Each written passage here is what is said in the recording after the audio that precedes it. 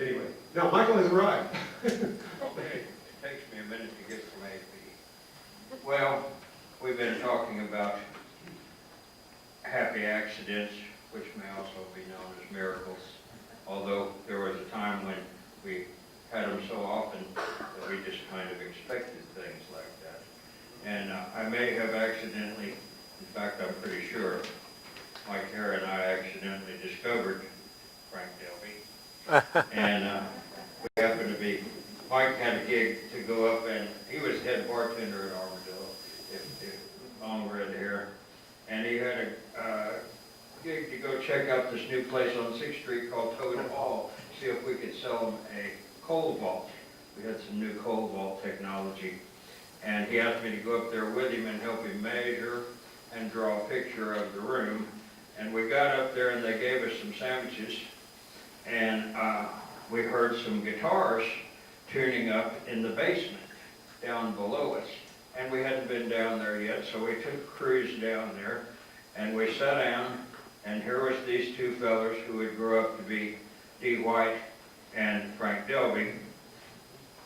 You may know D. White as Guy Juke, who drew that poster that's now disappeared. It was just there a minute ago.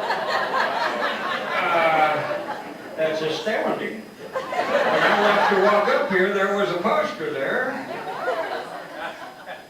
But anyway, these boys got their guitars tuned and commenced to yowling like scalded hounds. I never heard worse singing in my entire life. I knew he was going to tell this story. I was astounded, but being that Austin in those days was probably the largest collection of people that just can't help it in the whole world. These guys obviously fit right in because they were doing it with great gusto and great commitment. And they were hilarious. The songs were just wonderful, and they were real good guitar players.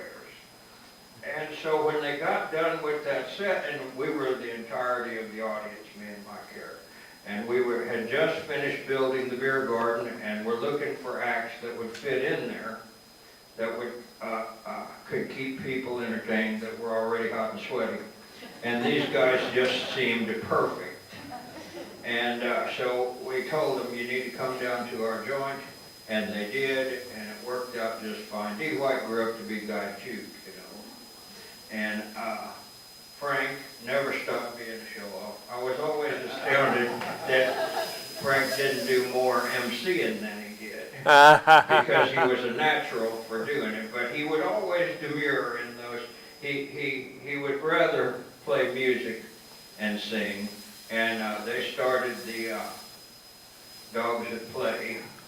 Dogs. And that ended up being very close to a house band. It does not take anything away from Hank and the Cats at Work. That's right. They stole our name. Who held down jobs up in the office and then came out and played in the evening. And did we ever get the double bill Dogs at Play and Cats at Work? I don't think so. I don't know. We needed to have. Did we once? Anyway, we've been maybe we did the beer garden. Frank be a part of this community, and he has continued to tickle us all this time.